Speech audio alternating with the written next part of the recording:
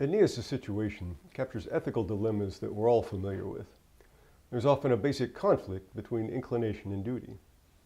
Our personal desires want to do one thing, but then our rational faculty tells us that we must do another.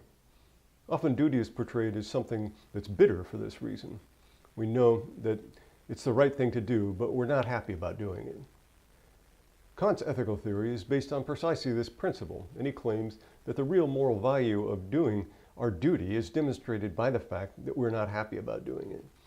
Thus, we should be suspicious about self-deception if we find ourselves in a situation where we're eager and excited about doing our duty.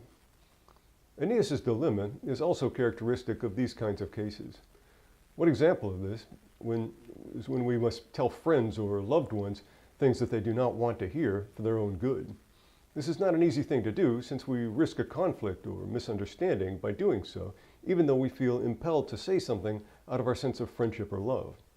Once again, this is something rather unpleasant that we don't particularly want to do, but the ethical situation forces us to act. Virgil thus makes Aeneas very human by portraying him as caught up in moral dilemmas of this kind that we all have experienced at one time or another. The story also raises questions about the complex relation of fate and free will in the ancient way of thinking. We've already seen that it's fated that Aeneas will lead the Trojans to Italy and settle there. Moreover, the fates make Aeneas impervious to the fleetings of Dido, who sends her sister to talk to him. It's written that the fates forbade him from heeding her words, and, quote, God blocked his ears to all appeals. This seems to imply that he has no free will in the matter. But yet, within this broader picture, he does make some of his own decisions. At first, he lingers in Carthage and must be reminded of his mission before he takes action to continue on his journey. Then, once he has things ready for departure, he decides to rest, and only when prodded once again by the gods is he impelled to leave immediately. The gods thus act as a kind of corrective to his own decisions, which are continually overruled by the higher powers. One might argue that this detracts from the heroic aspect of his character. He does not perform the heroic act of sailing to Italy and creating the beginnings of a great empire, since he's motivated by the love of glory in the way that the Homeric heroes are. Instead, he's a reluctant hero, whom the fates have chosen as their agent. But if he had had it his way, he would have preferred that they chose someone else. The question of free will is also relevant for Queen Dido. She does not choose to fall in love with Aeneas. On the contrary, she's made to fall in love with him by Venus, who sends Cupid to effect this.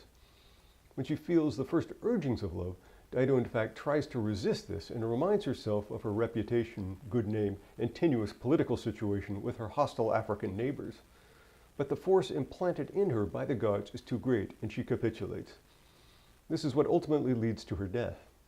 This raises puzzling ethical questions about the workings of the gods, who bring about the demise of an innocent person in this way, merely for the sake of furthering their own goals. It also raises questions of human agency. In the modern world, we like to think that we make the important decisions in our lives. We choose those to whom we extend our friendship and love. This is regarded as our own inward decision and an expression of our free will. But in the case of Dido, what we conceive as an aspect of our own inner life is represented as something external. Cupid and his arrows. Something must come from the outside to induce her to feel a certain way. She does not determine her own feelings.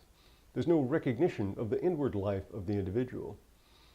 It's instead the external, outside circumstance that determines everything.